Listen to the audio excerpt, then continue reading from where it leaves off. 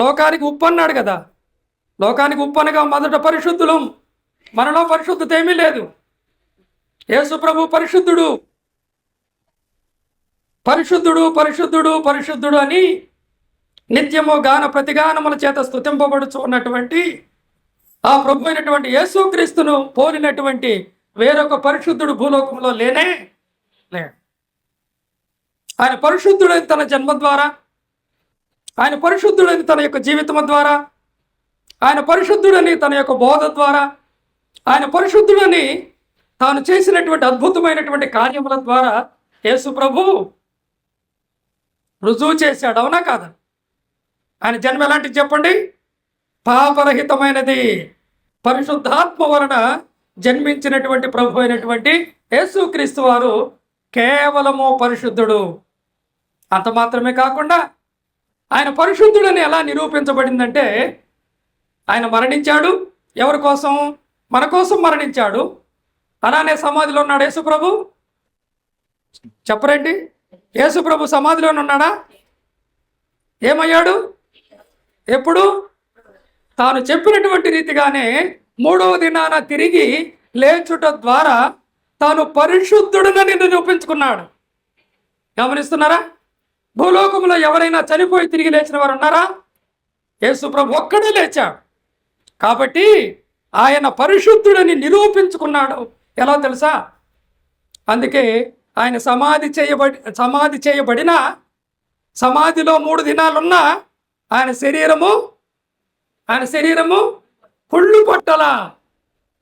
అందువలన ప్రభు అయినటువంటి యేసుక్రీస్తు వారు పరిశుద్ధుడని ఆయన నిరూపించుకున్నాడు. ఆయన ఎందు విశ్వాసం ఉంచుట మనమేమయ్యాం?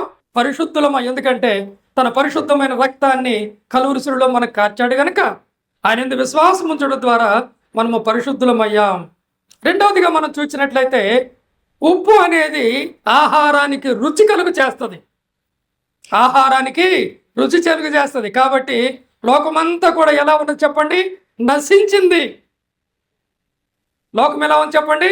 నశించిన లోకం, పాపముతో నిండిన లోకం, జిగటగల దొంగ ఊబన్నాడు, నాశనకరమైనటువంటి గోయ అన్నాడు. కాబట్టి అలాంటి లోకంలో నీవు నేను ఎలా ఉన్నాం చూడండి. నీవు నేను ఎక్కడున్నాం? స్థిరమైనటువంటి బండ, ప్రభు అయినటువంటి యేసుక్రీస్తు అనేటువంటి బండ మీద మనము స్థిరంగా ఉన్నాం. ఈ లోకములో మనము ఎలా ఉన్నామంటే ప్రభువుని గురించి ప్రకటించే జీవపు వాసన కలిగి ఉన్నాం.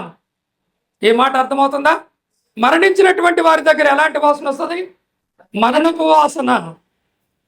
వారు ఎన్ని బంగారు నగలు ధరించుకున్నా ఏ వాసన వస్తుంది? 10,000 రూపాయలు పట్టు చీర కట్టుకున్నా ఏ వాసన వస్తుంది? అనగా దేవుని దృష్టిలో. కాబట్టి ఎన్ని అంతస్తులు కలిగినటువంటి బిల్డింగ్ ఉన్నా ఆ ఇంటిలో ఉండి వచ్చేటువంటి వాసన ఏమిటి? మరణపు వాసన. కానీ నీవు నేను యేసు ప్రభునందు విశ్వాసం ఉంచాము కనుక ఆయన జీవాధిపతి, పునరుద్ధానమును జీవమును నేనే అన్నాడు కనుక ఆయన ఎందు విశ్వాసం ఉంచడం ద్వారా దేవుడు మనకేమిచ్చాడు?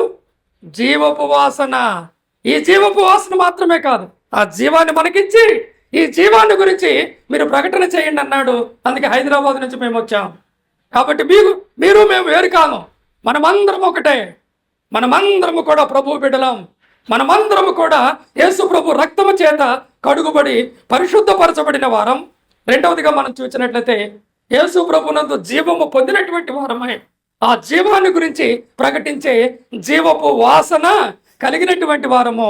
చివరిగా చెబుతూ ఉన్నాను, మూడవదిగా గమనించినట్లయితే ఉప్పుకున్నటువంటి ఇంకొక లక్షణం చెప్పండి. ఉప్పుకున్నటువంటి ఇంకొక లక్షణం, తెలుపు అన్నారు కరెక్టే, అది రుచిస్తున్నారు కరెక్టే. మూడో లక్షణం చెప్పండి.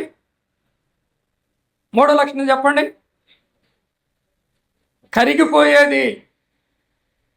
ఉప్పు అంటే ఏంటి చెప్పండి? ఉప్పు కరగకపోతే అన్ని వండినటువంటి ఆహారం అంతా కూడా అది వెళుతుందా? అది కరగాలి అంటే అర్థం ఏమిటి? అనగా తన రూపాన్ని కోల్పోవాలి. ప్రభు అయినటువంటి యేసుక్రీస్తు వారికి పట్టమండి అది. ప్రభు అయినటువంటి యేసుక్రీస్తు వారు మన కోసం ఏమయ్యాడు? ఆయన ధనవంతుడయ్యుండి మన కొరకు ఏమయ్యాడు? దరిద్రుడయ్యాడు. ఆయన దేవుడయ్యుండి పరలోకము నుండి భూలోకానికి దిగివచ్చి మరణము పొందినంతగా, ఆయన శిలువ మరణము పొందినంతగా మన కొరకు విధేయత చూపి ఆయన ఏమయ్యాడు? తనను తాను చెప్పాలన్నమాట, తనను తాను రిక్తునిగా చేసుకున్నాడు. అది ఉప్పు స్వభావం, అది ఉప్పు స్వభావం. అది తనను తాను రిక్తునిగా చేసుకున్నాడు. ఎందుకు? అది ఆయన కృప. ఆయన యందు మనము ధనవంతులము కావాలని ధనవంతుడైనటువంటి ప్రభు అయినటువంటి యేసుక్రీస్తు వారు మన నిమిత్తం ఏమయ్యాడు? దరిద్రుడయ్యాడు. తనకున్నటువంటి సమస్తాన్ని ఆయన కోల్పోయాడు. తన ప్రాణమే పెట్టాడు. తన రక్తమంతా చిందించాడు. మరణించి తిరిగి లేచాడు. ఆయన యందు విశ్వాసం ఉంచడం ద్వారా ఆయన బిడ్డలమయ్యాం.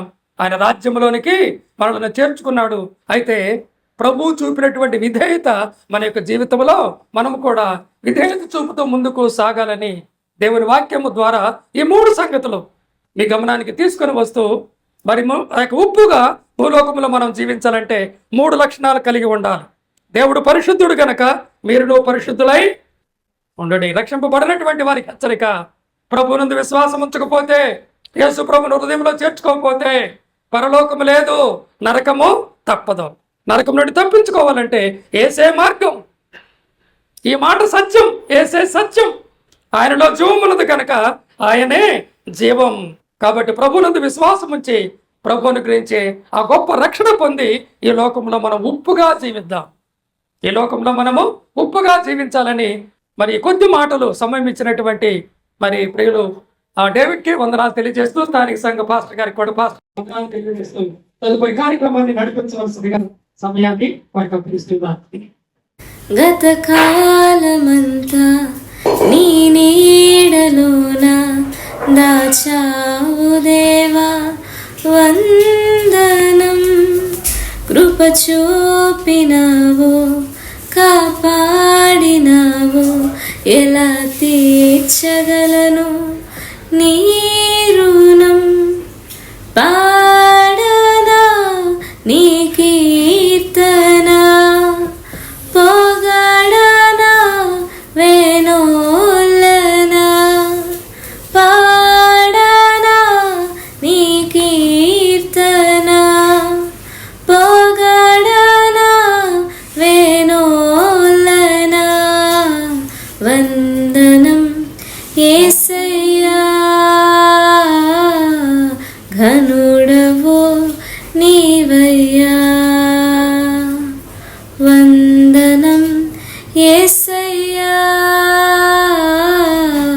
ఘనుడవో నీవయ్యా. గత కాలమంతా నీ నీడలోన దాచావు దేవా, వందనం. ఎన్నెన్నో అవమానాలెదురైనను నీ ప్రేమ నన్ను విడచిపోలేదయా. ఇక్కట్లతో నేను కృంగినను, నీ చేయి నన్ను తాకి లేపెనయా. నిజమైన నీ ప్రేమ నిష్కలంకము, నీవిచ్చు హస్తము నిండు ధైర్యము. నిజమైన నీ ప్రేమ నిష్కలంకము, నీవిచ్చు హస్తము నిండు ధైర్యము. వందనం యేసయ్యా, ఘనుడవో నీవయ్యా. వందనం యేసయ్యా, ఘనుడవో నీవయ్యా. గత కాలమంతా నీ నీడలోన దాచావు దేవా, వందనం.